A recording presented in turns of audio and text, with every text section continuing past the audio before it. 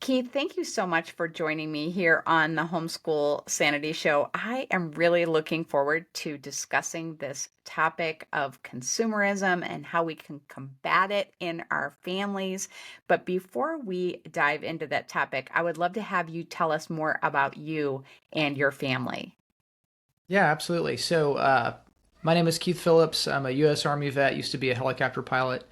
Got stationed and deployed all around the world and had all kinds of fun and not so much fun with that. And my wife joined me on that journey pretty early. We were married, actually an R&R from Iraq back in 2003, and spent some time in Germany together, Korea, significant amount of time at Fort Bragg, where I did most of the deployments from. And now we have six children.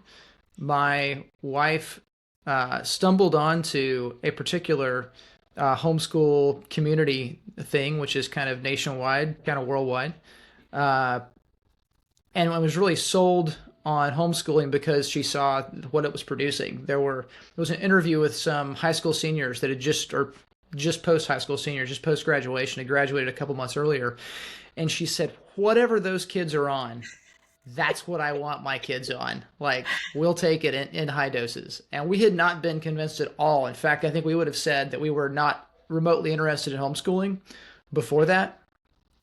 And that changed everything. And so now we have six kids between the ages of almost 17 and 6. And there's no other considered option. And we love it. Oh, well, Yeah. that's great. That is great. As a mother of six homeschool graduates, I love hearing that and I can relate to it in many respects. And before I continue, I just want to say thank you so much for your service to our country. My father was a veteran, and because I had quite a bit older father, my father was on the front lines in World War II, and people Wow. find that hard to believe. But Yeah. people would often say, "Oh, is this your granddaughter?" to him. Yeah. Um, I was just the oldest child of a veteran, and I'm just so proud of what he did for our country and for the world. And so I just want to thank you too. Yeah. Okay, Absolutely. so let's jump into our topic. Can you discuss and explain what you see as the biggest dangers that consumerism, and I mean, I don't think there's any doubt that consumerism is bigger and badder than ever at this time in history. What are the biggest dangers that this poses to family life in particular? So there's a quick answer and there's a long answer to that. The quick answer, I believe, is that consumerism is it's actually not it's actually not, it doesn't have a positive existence. It has a negative existence, much like anything that's bad does, right? Uh, it only plays off the good. The good that we're neglecting in consumerism is what I call a biblical producerism. So we are created to produce. Okay, so Genesis 2:15, God took the man that He had created him, put him in the garden to work it and keep it. That means cultivate and protect, produce and protect, however you want to parse that out. And then He created woman and said, help him do that. So like that's primordially what we're supposed to be doing. We're supposed to be enjoying it. We're supposed to be finding fulfillment in it. And post fall, like that's more difficult to do. But it even that calling, even in its cursed condition, its fallen condition, is much better than anything we can find trying to do an end run around it. Consumerism is an end run around it, and consumerism is a philosophy that says that the good life is one in which you consume and recreate. Mm. And what's very interesting, and the writer Wendell Berry talks about this in a chapter in a group of essays called "What Are People For?" Mm. And he says, we're defeated at work because there's no joy in our work, and we're defeated at home because there's no joyful work in our home. And so family time has become relegated to consumption. We come home Mm. to eat, to to watch television, to play video games. A lot of recreation historically you've had to pay for, right? And now we've kind of moved into a weird time where now we're actually selling ourselves to the recreation via the apps that want our data and are using neuroscience and the best video editors and stuff to make sure that they don't lose your attention and can keep you on that endorphin dopamine kick addiction for the next little hit, so that they can continue to exact what they want from you, which is ultimately money. But really, it comes down to the worldview. And what's the biggest danger? The biggest danger is it's so ubiquitous that we don't know it's a thing.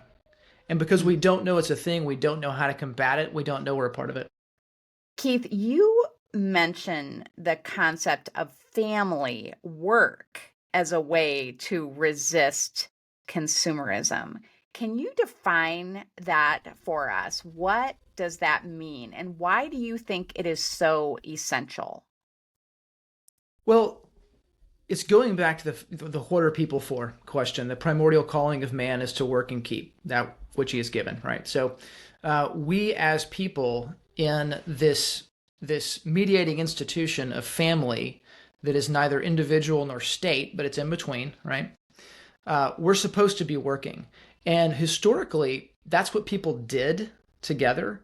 And so because survival demanded that you have a sort of familial collectivism, it also demanded virtue of you. So that all of the virtues contributed to the survival and the thriving of the family as they worked. And you worked because you didn't have a choice, right? So because you weren't going to survive otherwise. Now we have this we're in the first few generations that kind of have a choice. Like survival isn't really threatened for most of us in the West. I've forgotten your question. Delete. Okay. What was your question again? I got to redo that. Yeah, no problem. I just said, how can parents intentionally incorporate family work into their daily routines to instill values of contribution and cooperation rather than consumption? There we go. Sorry, I'm getting my notepad out. Hold on a minute. That is not right. I moved down. Okay, stop. Oh, you get the wrong one. I'm not the only one. Where's my pen? There it is. This is going to be an amazing interview, by the way. It will. Once we get it done, it'll be great. Okay. So I had asked you, and I won't ask it again. But I just said, you mentioned the concept of family work as a way to resist consumerism. How would you define family work resisting consumerism? Why is it so essential? There we go. Okay. So primordially, we're called to that again, right? Like we're supposed to be working. We're supposed to be preserving and protecting that with which God has entrusted us. And so having family work was just kind of a assumed thing for a long time because you had to have it to survive. And there's a familial collectivism that happens to make sure that you survive. But in the West now, in particular, like we're not so much concerned about surviving. So then what do we do? And the choice for a lot of people has just been, well, I'm going to enjoy my consumption. The problem that we have, and I've written about this extensively on my Substack, but the choices that we make and the way that we live actually starts to disintegrate the family because dad goes to work over here, mom goes to work over here, kid one goes to school here, kid two goes to school over there. You come back together to recreate and that's it. Well, what is the family for at that point? It really ceases to have a function and a purpose because it's not serving the purpose that it initially had. So we're in a weird position that we're actually having to choose to do something we don't have to do, which is work. And for us, it has come in the form of family businesses. It's come in the form of living, for us, a somewhat agrarian life, though it doesn't have to be that way. People can do it in the city too. But doing it in such a way that we actually incorporate everyone into what ordinarily would have been the survival of the family in times gone by. We've got to have a philosophy, though, underpinning it that makes us make the hard decision to work instead of just goof off and watch television and become passive people when most of the world is doing that and thinking that that's the good life, and then also teaching it to our kids. Of course, the Hmm. easiest way to do that is to start early. Uh, Chip Gaines, in his book, talked about loving Saturdays, and particularly loving Saturdays because everybody worked really hard together for like the first 6, 7, 8 hours of the day, and then they went out and had fun. And he thought, Hmm. man, if I could do that 6 days a week, that would be great. Well, that's the kind of life we want to instill. Hmm. Yes. And while you were talking about how, you know, each family member in most homes today is working or going to school separately, it's also the case in my experience that when everyone comes back home, they're also consuming separately. It They isn't are. as though, oh, we're going to have family time and we're all going to enjoy playing a board game together or even watching the same show. People are going their own way to consume as well. So I am really appreciating what you are saying. And so my next question is, how can parents who are listening to us today intentionally incorporate family work into their daily routines the way that Chip Gaines was talking about? Do you have some ideas for us? Yeah, so on the, I would say the starter level is doing what I've heard you talk about, which is get those routines going, get those kids involved in those chores, inspect what you expect to be done, otherwise it won't. Participate in them yourself, be the lead worker, and that's going to go a long way. But I think there's probably, and this is kind of trendy, but entrepreneurial thought, entrepreneurism, is that a word? Entrepreneurism, entrepreneurial stuff. Okay, go start businesses, right? Work for yourself instead of building up some other corporate institution. Build up the institution of your family, not only relationally, spiritually, but also in very concrete ways. And so small businesses, even if they start off as just kind of a side gig, those are huge. And those side gigs are things that kids can take over and run with. Uh, they can be jumping off points, but they can also be long-term things that family really gets going on. Some of the stuff we have done has been roasting coffee. We buy and sell horses. We buy them when they are haven't been ridden for a long time and no one wants to ride them. And when we sell them, I can put my 6-year-old on them in the auction arena. So we're providing an actual tangible good to the world. Uh, Something we're producing something, and then also we've built our own cabins and stuff at this point. We've got short-term rentals going, cleaning the short-term rentals from the guests that were in there. Most of them are greats. A few of them are not quite great. So all of those things the family's involved in, and they see the repercussions if you fail, and they see the rewards if you don't fail. Right. So there's instilling that what am I saying? The delayed gratification. There you go. Significant delayed gratification Hmm. on long-term projects like that you don't get just on doing chores. Right.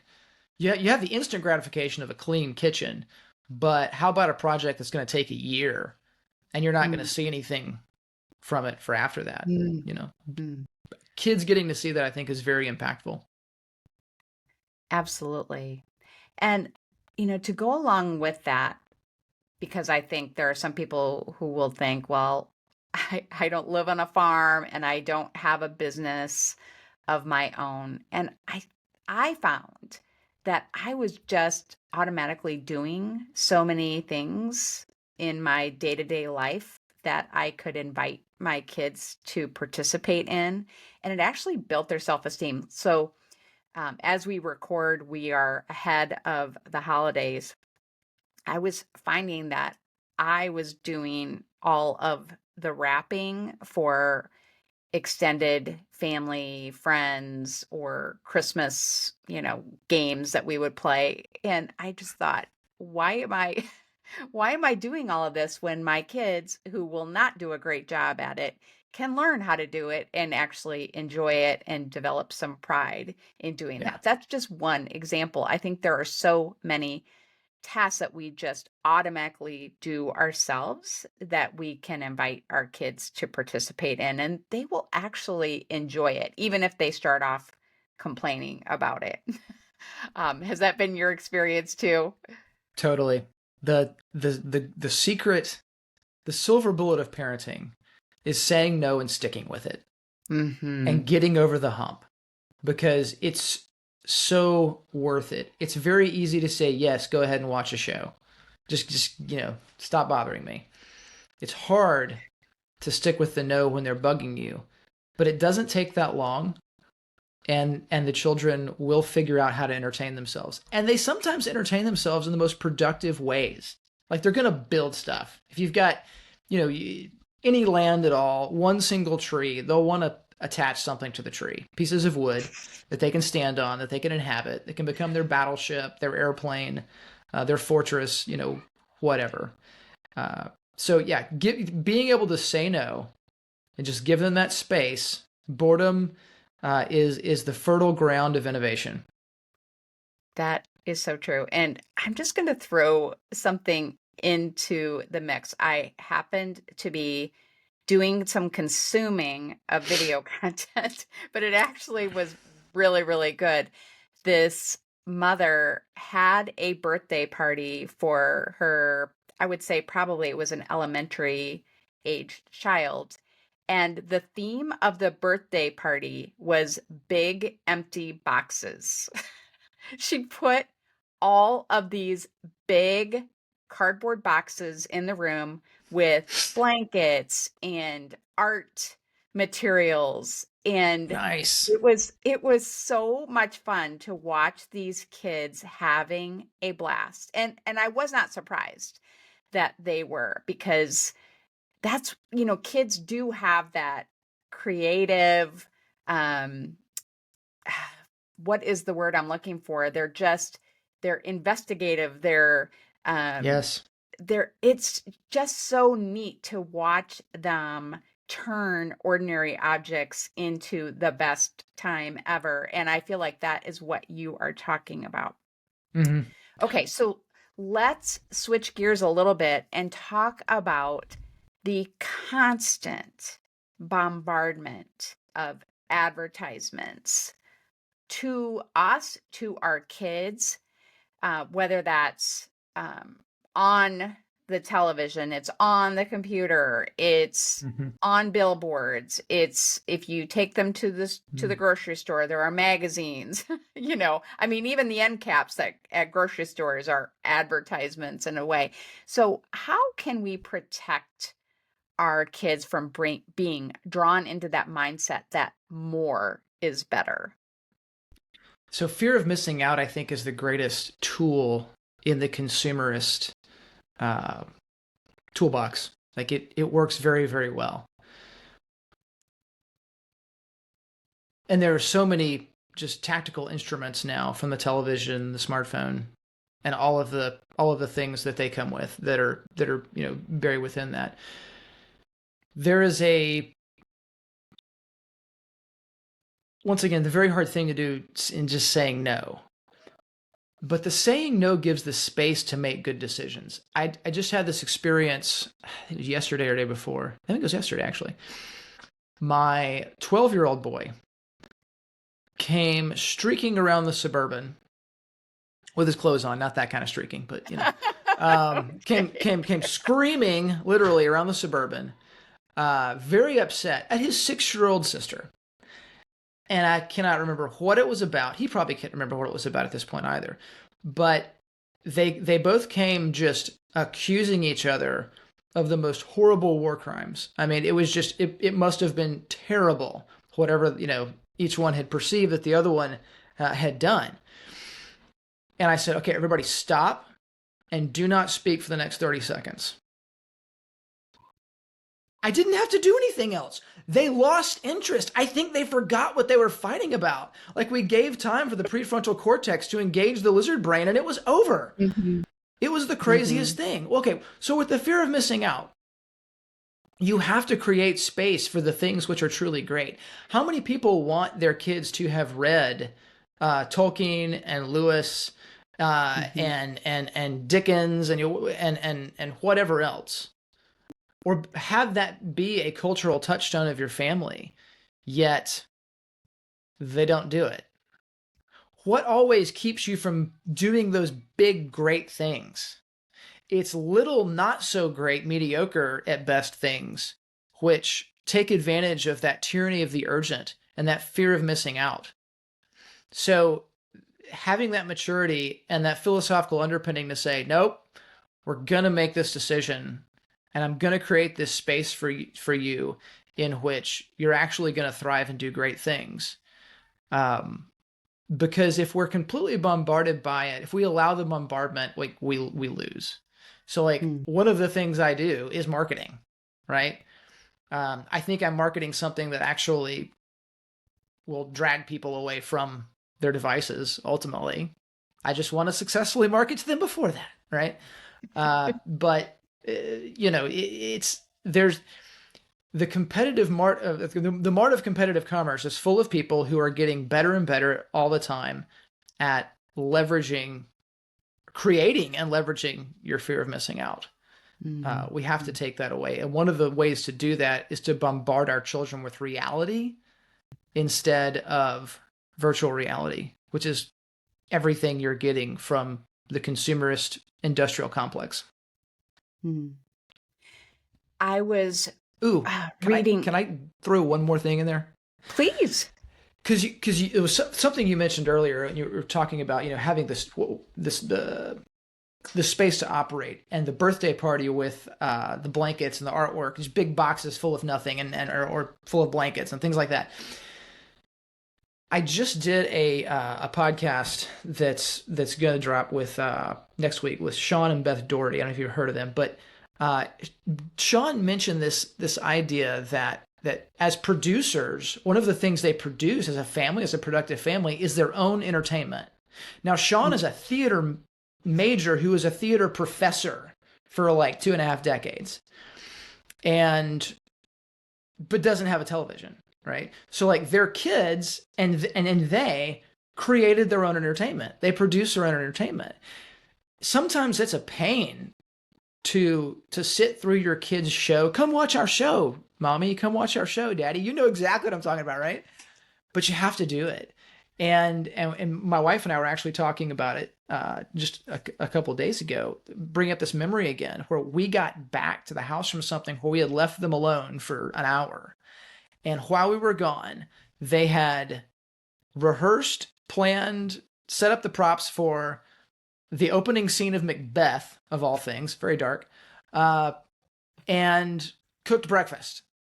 And so when we got back, they rolled out the red carpet like they went to the nines. They did everything, and we sat down and we watched, and it was actually very entertaining. And we had breakfast. It was amazing. Mm. But if the children were not given that space in which to operate, in which they were not bombarded, they'd have never done it. Right.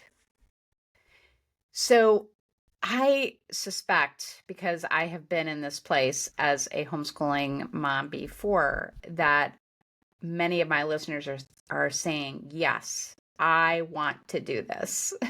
I'm committed to doing this. I want to involve my children in work. I want to leave space for us to create our own entertainment and get away from all of the marketing, more and more passive entertainment that we've become so addicted to, for a lack of a better word. So, what are some obstacles that these parents are going to face in the effort to shift Hmm. away from consumerism? Probably peer pressure, not just from the peers of the children for one, but also adult peers. It would be comforting to know, though, that the most technologically resistant people in the world, in terms of their children, are tech executives. Mm. They know, and Hmm. they know that you have to do hard things, and they're willing to do it. And because they're successful people who, not just because of their success now, but they're the kind of people who have become successful. They have a sort of security in them. It's at some level. I'm sure some of them are insecure, but Hmm. overall they're not. I mean, overall, insecure people don't become super successful. Hmm. Insecurity might drive you to do some things that make you somewhat successful, but by and large, I mean, successful people are not bad people. They're good, and that's why they're successful. And that lack of insecurity enables them to get over anything like that. So I think I look around at a lot of the parents that are like us, just normal people. They're not super successful, whatever. They're just middle class folks. Uh, and there's some pressure to not be weird. Guys, being normal at this point is probably one of the last things I want to do Hmm. because normal's just not looking so hot anymore. you know? Right. Yeah. Other obstacles to implementing it, I really think the biggest thing is feeling like you're a big meanie. And I'm Mm. telling you, my 6-year-old girl yesterday, who is cute as a button and just smart as a whip, did her best to make me feel like a meanie at about 4 o'clock in the afternoon. And I was really close to breaking. It's Mm. hard. Hmm. The best things are always on the other side of hard things. Mm. The most successful people, the most rewarded people, whether that be monetarily or lifestyle, are getting that strangely large reward, that outlier reward on the backside of an outlier effort, or the willingness to do something that is outlier, that is not normal, that is hard, that Hmm. is against the grain. We've got to do that at this point. And I could go on, drone on for hours about the history of how we got here. Hmm. I'll just send you the link to the article. But I mean, there's a reason. There's a reason where we're at, and it's not normal in history. And so we need we Right. need to embrace abnormality. Right. I think another issue that goes along with what you're saying is that many of the recreational activities that we and our children engage in are, um, boy, I'm trying to think of the right word. They are really going to activate the reward centers in our brain at such a high level that it's almost like taking a drug. And I Mm. think it's a Hmm. very good analogy I because, want to come back to that. okay, because when someone takes drugs and begins using drugs, their interest in other life activities just falls off, right? Yeah. There's just no interest. And some reading I was doing recently was about this this overstimulation, if you will, of our brain by our leisure activities that has made it so that we too think about reading a regular book that isn't, just super exciting with all the visuals and things that we get from taking in visual media.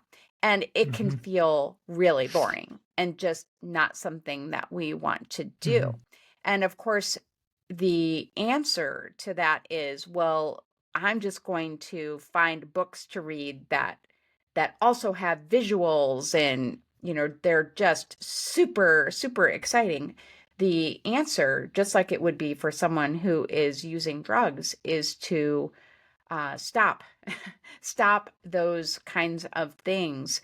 And of course with drugs we can just go cold turkey, but with the media and things that are really, really exciting for us and our kids, we can cut back on them so that we can rediscover our appetite Mm. for good things. Like in the same thing happens with healthy foods. The reason that I loved Doritos as a child is because of the additives that they put in them that makes Mm. them stimulate the taste buds in my mouth in a way that eating an apple is not going to. And I'm not really going to taste how good an apple is until I stop eating the Doritos, until I really can allow my taste buds to recover from that Yes. overstimulation. So I just wanted to throw that out there, and I want you to comment on that.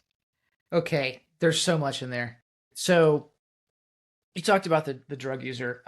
We've had very intimate, extended interaction with people that have been addicts.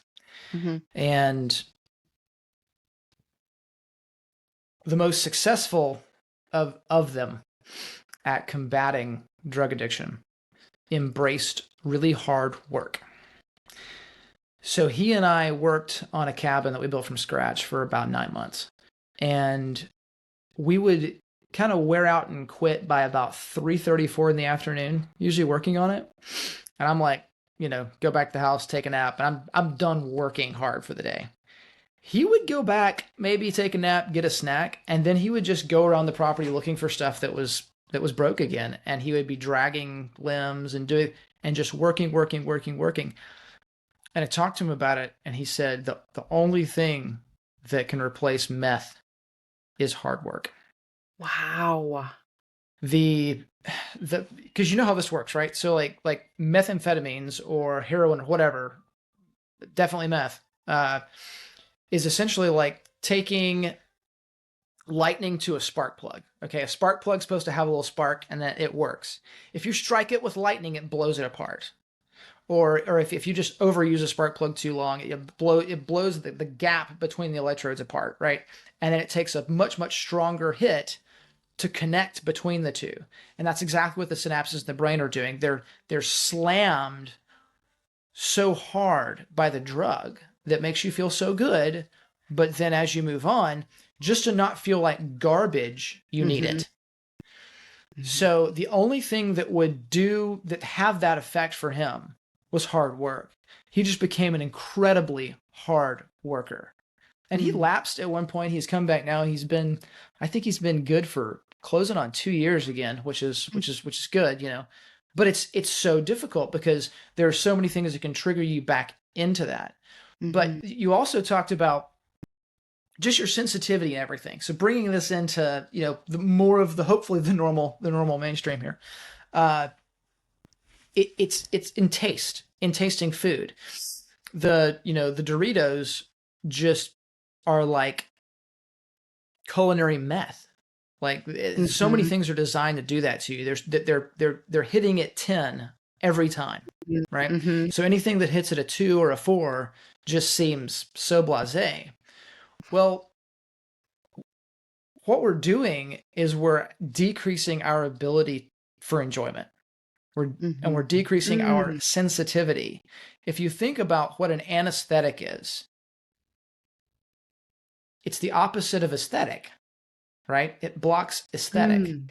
Mhm. Mhm. To see some songs, to know beauty is to know pain or something like that. But there's a connection of the pain and the beauty, the to have a relationship. That's the nature of love, to mourn when it's gone, right? So there's always that contrast in there.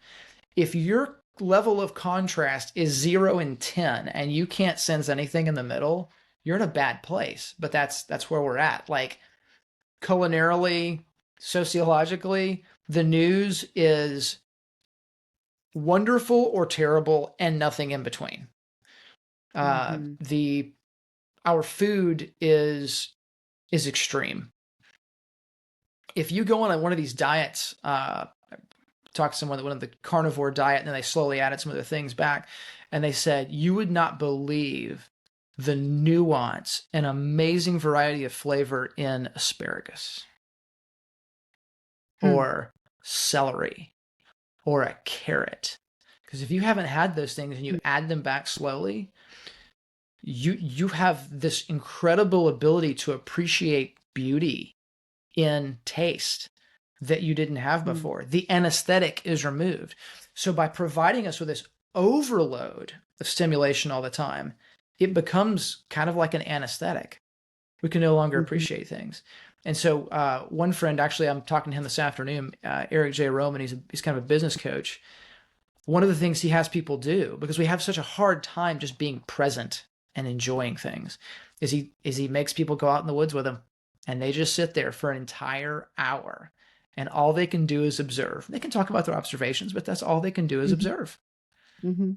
Because you've got to bring yourself down to that level where you can know something and appreciate something besides, a stimulation, almost good enough to kill you. you know?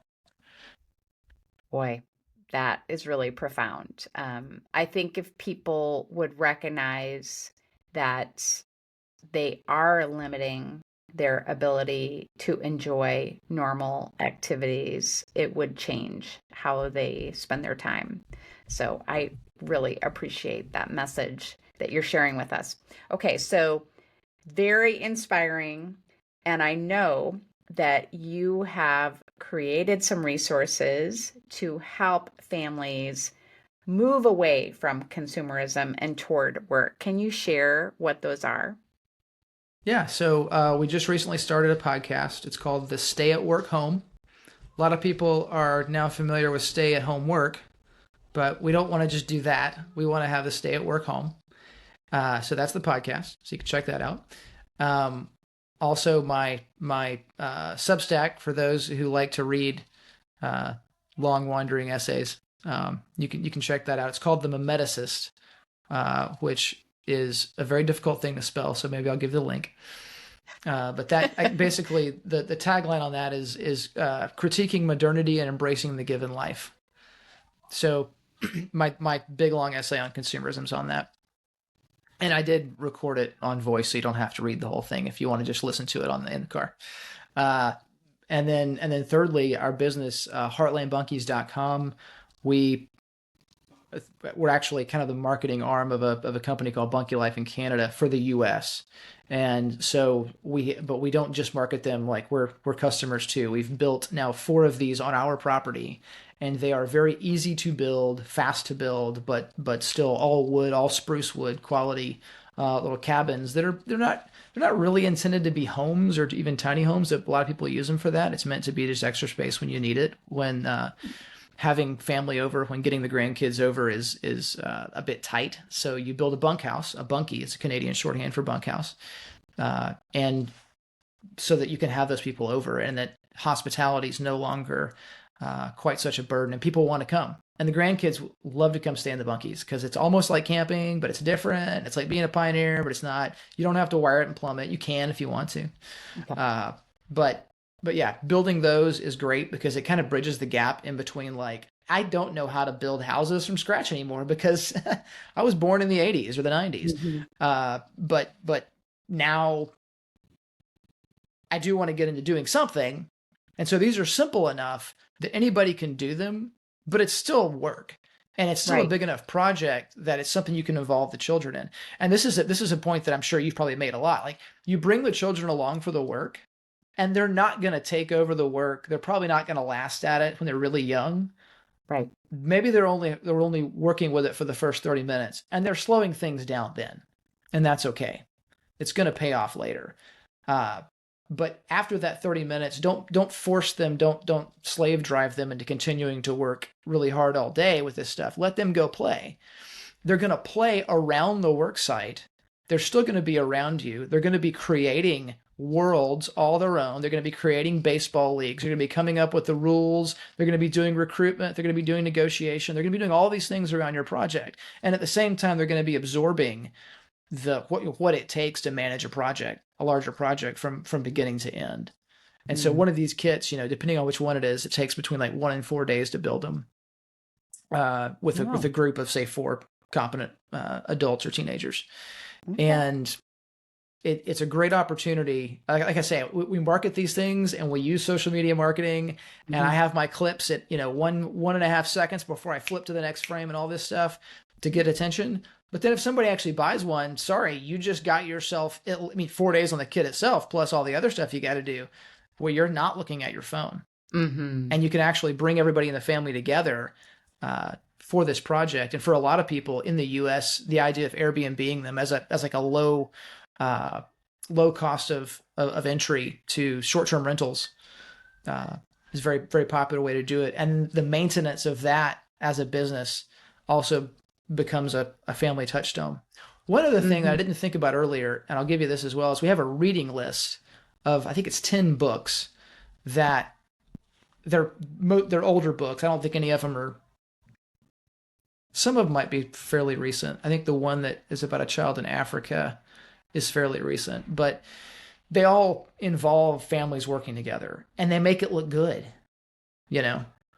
So read those things. And one of the things you can do, because you can't work all the time, you have to do recreation, but you produce your own recreation. And one of the ways you produce your own recreation is by reading it yourself and reading it out loud as a Hmm. family, no matter how old the kids are, read out loud.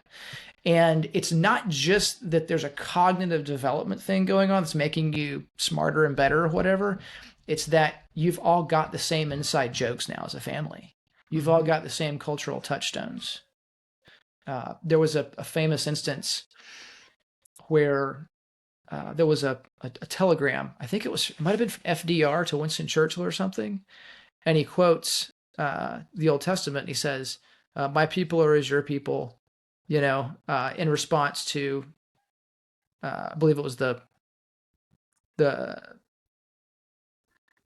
oh man, I'm forgetting it now. The battle of the air war, the initial air war from the Germans, the Battle of England, the Battle of what's that called? Forgetting it. Um, but he only had to quote this verse, and the other guy knew what he meant, right? Hmm. Hmm. And what if our families were like that? Well, if we read together, whether it's scripture and also all of this other, rich literature, that's what happens. Yeah, I just love it. And I completely agree about reading aloud as a family. Um, Even just going, to speak to what you had said about your friend who has people sit with him in nature for an hour, just going on hikes as a family. You had me remembering how we would go on hikes to a local park that has, like these benches where you could do a little presentation. And when we would go with my in-laws, my kids would entertain us. And I mean, those are some of our very best memories. And if we would have just been glued to our devices instead, what a loss that would be. So I just feel like everything that you're sharing has been a wonderful reminder. And I would just say that I don't think in any way that you are trying to give people a load of guilt. You're trying to inspire them to have more in I their hope so. family. So I appreciate that so much. So what is the best place to find your all of your resources? Is it going to your Substack or to your podcast? Probably the podcast first because everything's Okay. going to be accessible from some point there. Yeah. Okay. Perfect. Well, I will have all of the links to the things that you have mentioned here in the podcast. I just want to thank you so much for taking the time to share with us today. You're very welcome. Thank you for having me.